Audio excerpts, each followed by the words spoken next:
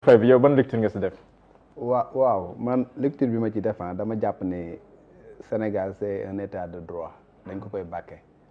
te état de droit buñ koy bàkkee mooy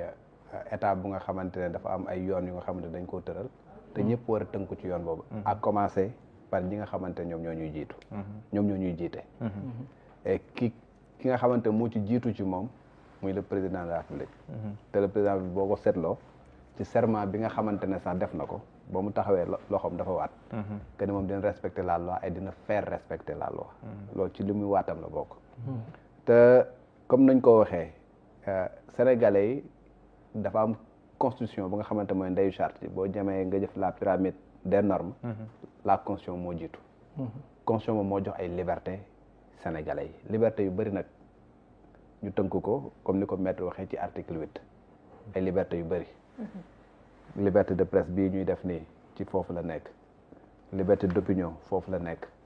liberté de circuler foofu la nekk liberté yu bëri ñu tënk ko foofu liberté yooyu nag boo demee ba nga xam ne da nga ko war a restreindre dafa am lu nga xamante ne dañ koo teg loi bi tëral ko ni soo demee boo da restreindre dafa am lu nga xamante ne noonu lañ ko war a doxale restriction de liberté yooyu tey jii il faut que mu nekk lu nga xamante ne soit am nga un dossier judiciaire tegu ci yoon un juge daal di ñëw ne kii kat dama koo soxla et dans le cadre de l'enquête dama koy placer sous contrôle judiciaire et que même bu fekkee ne dafa war a voyager day ñëw demander ma autorisation avant ma koy def boobu dossier judiciaire la te bu fekkee yow da nga dem ba ne ok amagul dossier judiciaire mais dama bëgg a def mesure conservatoire pour éviter que ni kii bés bu ko yoon soxlawee mu daw loolu mesure administrative la mais mesure administrative da nga koy notifier nit ki parce que nit ki dafa am lu nga xam ne yoon moo ko may droit moom moo ko may yow autorité sañ-sañ bi nga am pour jël yenn mesures yi nit ka ngay jël mesure ci moom sañ-sañ boobu la am ëppaloo ko sañ-sañ donc nag mesure nag boo koy jël da nga naan ko ok parce que dañoo am dossier bu la concerné wala parce que dañoo am lu nga xam dañuy enquête yow wala parce que justice daf la war a soxla wala parce que nangam ak nangam te dañu bëgg veiller à ce que buñ la soxlawee nga nekk fi dañuy jël mesure conservatoire te concernant jël kayit daal di lay jëbbal soo d'accord am nga ay moyens de recours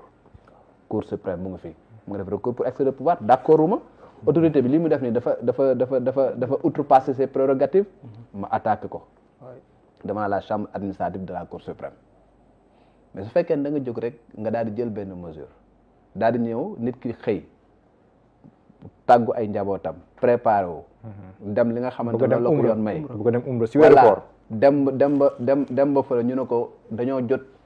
këyit que ni mënuloo jóge kan moo jël décision mënuñu la wax kan moo ko jël bu boobaa nag nekkatul yoon te lii ñuy wax ni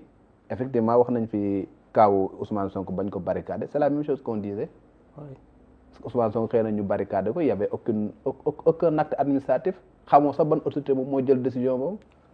ñu jël ay forces de défense et de sécurité jox leen réquisition ñu leen encadré leen béréb sàngam ça ne reposait sur absolument rien donc lu mel ni également tey jii bu fekkoon ne da nga ne bëgg a duut baaraam ci autorité bi nga xamante ne moom moo jël décision boobu ban autorité lay doon xam nga ban autorité moom moo jël décision alors que loolu nag dans un état de droit c'est pas acceptable ak ku ko mun ci def c'est pas acceptable du loolu mooy état de droit donc dama jàpp ni voilà nee nañ dañuy defar reddition des comptes c'est bien bon ñu ne ok dëkk bi ñëw nañ am nañ lu nga xamante fekk nañ fi jàpp nañ li ay yàqu-yàqu lañ bëgg nañ jooyanti jubal mais bu ñuy jooyanti di jubal également il faut que ñu teg ko ci yoon parce que loolu moom moo ñuy permettre ñun ñu am bàkk bu rafet loolu mooy taaral suñu démocratie moom mooy taaral également suñu droit loolu mooy dëgg tey jii ñëpp xam nañ ni tey même le malfaiteur même le criminel bi nga xamante ne moom moo gën a nangam am na nooy doxalee sax ci dossier nga yàq dossier ba maître du ma bàyyi ma wàllum procédure ak ci wàllu procédure l'impact mën na amee ji à la suite nit mën na def njombe bu nekkee mais ca na ngay doxale nga yàq procédure ba après juge ba da koy bàyyi mu ñibbi këram pour wax la ni la manière de faire c'est très important en droit man je te donne l'exemple de la bande à Inno xamoon ngeen ko yéen ñëpp waaw la bande à Inno xamoon ngeen ko yéen ñëpp donc ñëpp xamoon nañ ne na ñi ay ñaawtef lañ defoon nañ nangam ak nangam l'évasion de 2001 Alex en faisait partie mais bañ ko jàppee indi ko y avait des erreurs de procédure biñ ñëwee juge bi Alex kenn mus koo jugé ci évasion ba erreur de procédure parce que les gens n'avaient pas respecté li nga xamante moo nekkoon ci procédure bi donc pour wax leen procédure dafa am lu solo su fekkee ne da ngay bëgg a defar doo def lu nga xamante ne dafay yàq te lu mel nii nag dafa nekk lu nga xamante ne dafay yàq et je pense que comme dañ koy dépasser nañ dépasser loolu yëpp. mais président Macky Sall bi mu doog a falu aussi dans le cadre de la traque au bien mal acquis. lu mel ni tamit amoon na. ñu ngi ñaawlu ko à l'époque mais gis nañ ñu koy répété waat ndax administration dafa am doole bu ñu amul ñun ba mun noo ne yéen amoo droit voyage sans notifier wu ñu ko. wala ndax mën leen jàpp ne dans la démarche administrative. am na si ay pratiques yu ñuy def même bu nekkee amul fenn fu ñu ko bind mais am na ay pratiques yu ñuy def yoo xam ne dañoo dem sax bu mujj koo daganal. mais looloo am ça c'est la vérité du temps de Abdoulaye Wade man en 2000 bi président Abdoulaye Wade di doog a ñëw. lu mel nii fekk woon nañ amoon na. parce que en 2000 bi ñuy doog a ñëw ils avaient mis en place ce qu'on appelle la commission de vérification des comptes des établissements publics amoon ay audits yu ñu defoon ay les Sada Ndiaye xam nga ay ñoom Adama Sall xam nga ay ñoom Mbaye Diouf ce chemin de fer ay ñoom ñëpp c'était des dossiers comme ça loolu bees en 2000 c'était exactement la même chose en 2012 il y a eu la traque des biens mal acquis aujourd'hui également on est redite là. Ce sont les mêmes pratiques qui reviennent. Ce sont les mêmes pratiques. Maintenant, dans le cadre de l'administration, tey jii boo demee port nga dem aéroport c'est la police des frontières moom moo koy gérer.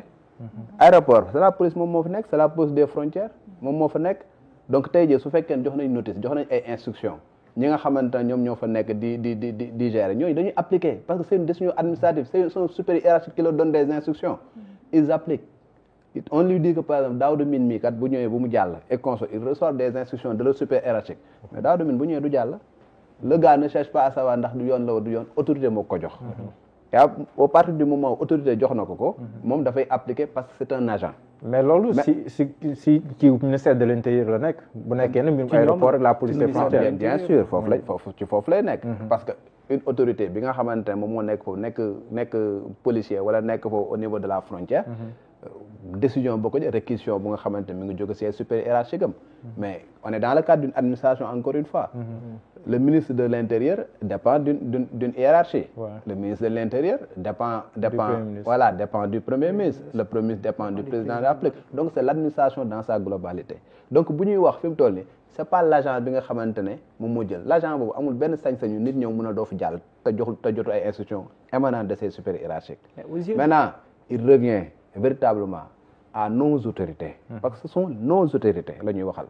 il revient à nos autorités que ñoom ñu xoolaat véritablement la manière de faire defar dafay am ci ay règles yu nga xamante ne daf ciy tegu parce que sinon la nga daan ŋàññi daaw te mu daloon sa kaw yow sa bopp moom ngay ñëw di defaat dafay nekk lu nga xamante ne on considère que yow tu n'as même pas véritablement jël leçon ci li nga xamante ne moom moo xewoon dem et loolu il faut quand même que ñu dépasser ko mais aux yeux de la loi dans le cadre de l'administration tey jii sànq maa ngi koy wax monsieur le ministre yan reformulation wala yan changement aux yeux de la loi moom la ñu war a mettre en place pour que cette indépendance wala force boobu noonu parfois ñi nemmee ko ci administration te mu koy jël comme décision am na yoo xam ne sax dañuy tumal politiciens yi mais administration yi seen jëm bopp ñoo koy jël di ko teg ci ñenn nit ñi lan la ñu mën a soppi de sorte que cette autonomisation de prendre certaines décisions aussi graves di mën a bañ a am ci biir réew mi. On n'a pas de problème de texte au Sénégal suñu ay texte leer nañ tey jii policier bi nga xamante ne moom moo nekk fa c'est une question d'homme c'est une question d'homme le policier qui est là-bas man mënuma nekk par exemple son commissaire nekk son supérieur hiérarchique ñëw jox ko instruction ñëw na ko on nous a transmis une liste le gars il ne cherche pas à savoir on nous a envoyé une liste de telle personne il y a Mohamed Diallo il y a telle personne il y a telle personne il y a telle personne mu nga xamante ne ils sont interdits de sortir du territoire national ko il cherche pas à savoir kan moo jël décision ba kan moo nangam c'est dans le circuit normal c'est venu il applique dafa am yenn yu nga xamante ne parce que yooyu noonu comme nekk interdiction soit c'est le juge moom moo ko décidé wala dafay nekk lu nga xam autorité administrative wala mu nekk notice rouge avec Interpol et consorts yëpp day appliqué c'est la même chose et telle personne bu ñëwee on lui interdit de sortir maintenant ñi nga xamante ne ñoom ñooy jël les décisions ñoom ñoo war a xoolaat seen taxawaay en se disant que lépp lu nga xamante ne su fekkee ni wax dëgg fa yàlla dafa am lu nga xamante ne dañ koo namm jëmale ko ci telle ou telle autre personne bu nga xamante amul benn dossier le concernant nañ formaliser les choses. mais am na ñuy xalaat l'affaire Covid le rapport de la Cour des comptes sur la gestion